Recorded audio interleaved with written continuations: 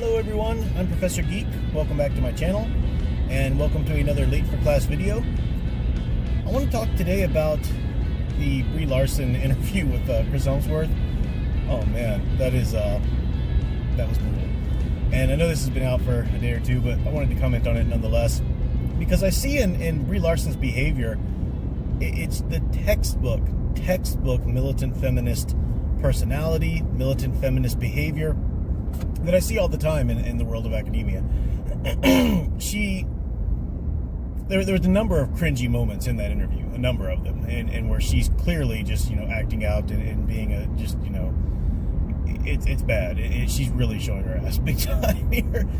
But the one moment in particular that I think serves as kind of a microcosm for the whole thing is when she's talking about doing her own stunts. Now she's clearly bragging, whatever. And I'm going to address some of the defenses of this I've heard on Twitter, which are nonsense, ridiculous. But this moment where she says, talking about doing her own stunts, and Chris Hemsworth says something to the effect of, "So you're gonna be the next Tom Cruise or whatever."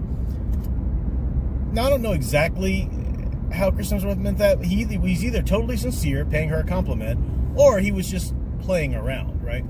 There's certainly nothing insulting about that. I mean, whatever you want to think about Tom Cruise, an actor who does their own stunts is impressive, that's fine.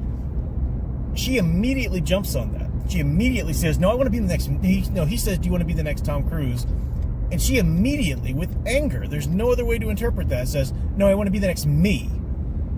And then it's as though she realizes how she just totally snapped at this guy, completely unwarranted, and then tries to lighten it with some humor. And it's like, "Thank you very much." No, you betrayed yourself. Everything, and this is just one example, but every little instance in that interview that people are pointing out is so clearly her actually being truly defensive and angry and somehow insulted. It's not simply her just playing around like the other guys play around or whatever, because this is what idiots on Twitter have tried to say. Oh, it's just, so the guys can joke about something like that, but she can't? Oh, give me a frickin' break. This is the personality, this is the behavior, this is the psychology behind militant feminism. They are conditioned to look at the world as out to get them. And everything that's said to them is at first, in the most default reaction, an attack. And they have to respond as though it's an attack. Brie Larson has given interviews before talking about how she had to become more assertive and had to, learn how to claim her space in this man's world, and, especially with business stuff. So I know, that she sees this. She's doing an interview with a couple of her co-stars. No, she's doing an interview with a couple of male co-stars, a couple of men who are going to be aggressive and try to push her down, and she's got to be firm and stand forth, and ridiculous bullshit. That's what she's reacting to. That's what you see when he says, "Oh, so you want to be the next Tom Cruise?" He's not thinking, "Oh, you want to be the next man because, only a man can do their own stuff." But that's what she's hearing, because she's that demented. She's that delusional with this silly, nonsense, militant feminist viewpoint that she's hearing, "Oh, you're trying to say I want to be a man." No, I want to be the next me because I'm the one. That's how they feel. That's their emotion behind every little thing. They are so thin-skinned and defensive and perceive everything as a threat.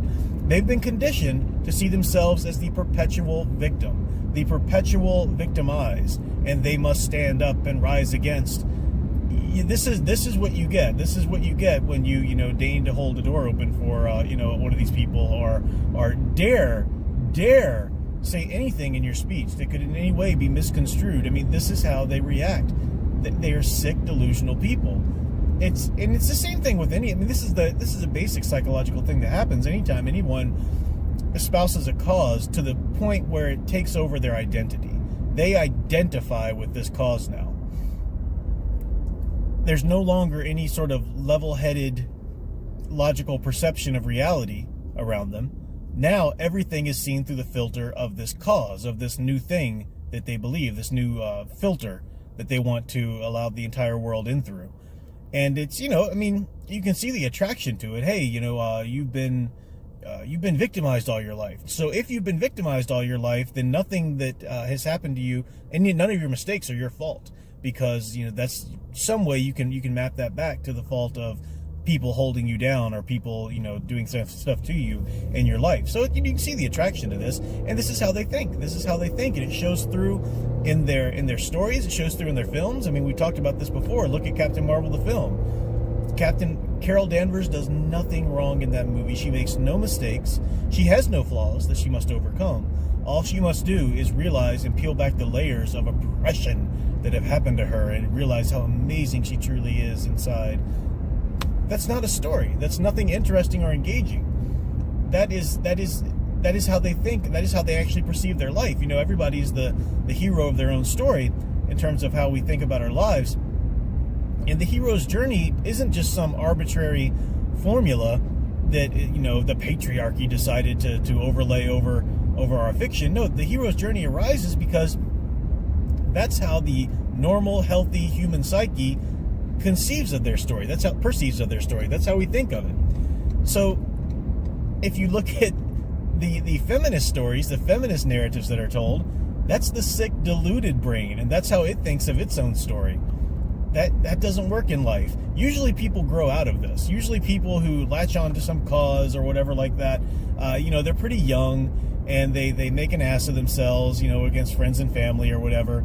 And then at some point they kind of grow out of it. But you do have those people who go all in so much to the point that they have to hang on to it even after a point when they realize, no, this is kind of silly.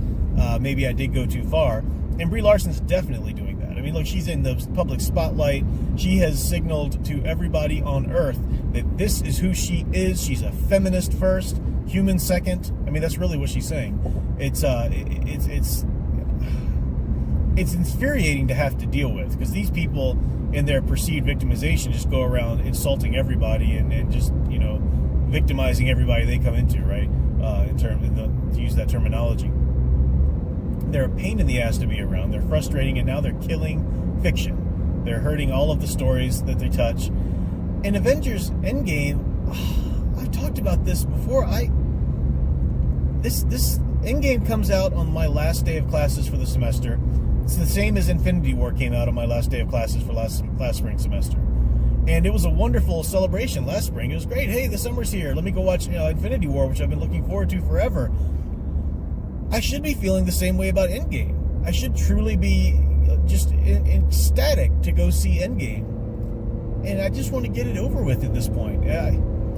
Hoping for maybe some kind of satisfying end to an arc for some of the characters that I've loved for 10 years, but I don't look forward to or expect any kind of satisfying arc for the Marvel Cinematic Universe, because Kevin Feige and everybody who's been telling the stories now have made it abundantly clear that they don't care about the universe or the stories they've been building. They care about now morphing it and changing it into Carol Danvers' cheerleading squad universe.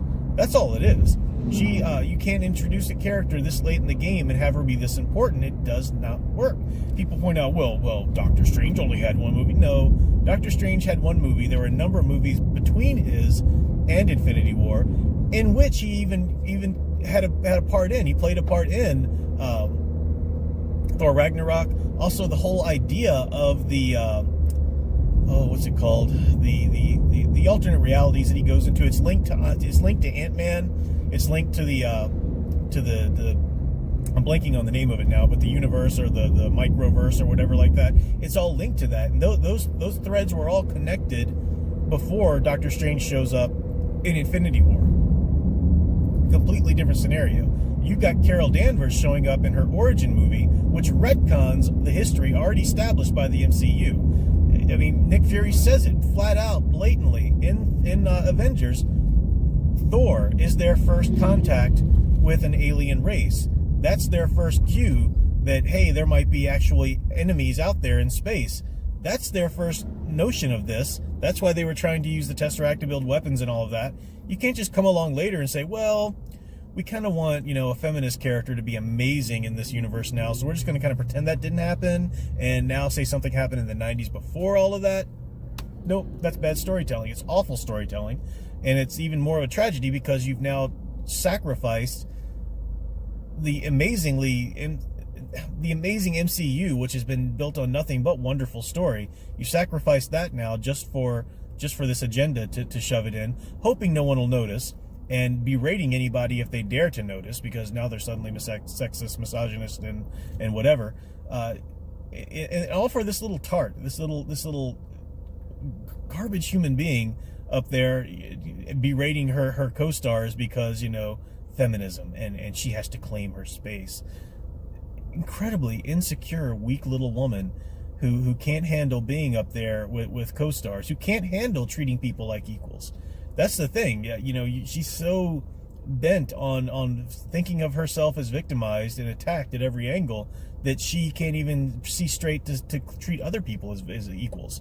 That's the tragedy of all of this. It's just it's frustrating to watch when you care about the universe. But, you know, I've had to, and I'm not alone in this. Many people I've talked to, you just have to stop caring about the MCU, you know? Many of us are going to go see Endgame to see hopefully hope for some sort of conclusion to some of these characters we've cared for, but we're going as though to a funeral. I mean, we're going to see the end. We are not going to continue investing in this universe or thinking much of it, because the storytellers, the people behind it, have decided that they don't think much of it. Kevin Feige has made it abundantly clear that he doesn't care about good storytelling anymore. He cares about agenda. I mean, that's a given. So yeah, that is the problem with her comments. To anybody who think, oh, you're making such a big deal. No, we're not. We have our eyes open, and we're not just willing to close them and go along with crap like you are. So that's the deal. I'll be back for more Late for Class videos today, definitely. I've got a number of topics I want to touch on during my commute. I am going to see Hellboy for a second time as well, so I will provide that analysis, which should post shortly after this video, if I edit these and place them out in the right order. But yeah, stay tuned for that. Stay tuned for live streams. Do check out my own graphic novel, Tales from the Stacks. Had an incredibly successful campaign, and it is now an in-demand store on Indiegogo, so you can still grab yourself a copy, check out the wonderful variant covers, and all of that good stuff. Until next time, keep enjoying and digging deeper into the hero stories you love. Thanks for watching.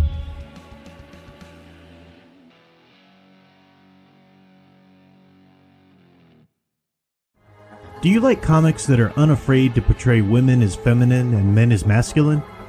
Do you enjoy being entertained rather than preached to? If so, then you'll love my own graphic novel, currently on Indiegogo. Tales from the Stacks is an anthology series in the vein of The Twilight Zone or Tales from the Crypt. It contains 3 uncanny tales to thrill and haunt you long after reading. With interior art by Dave T. and variant covers by John Malin, Kyle Ritter, and Kyung Lee, you have lots of options to choose from. You can find the link in the description below or search Indiegogo for Tales from the Stacks, and tell the comic industry you don't have to settle for their social agenda platforming. Thanks. And last but not least, don't forget that your Professor Geek now has a merch store.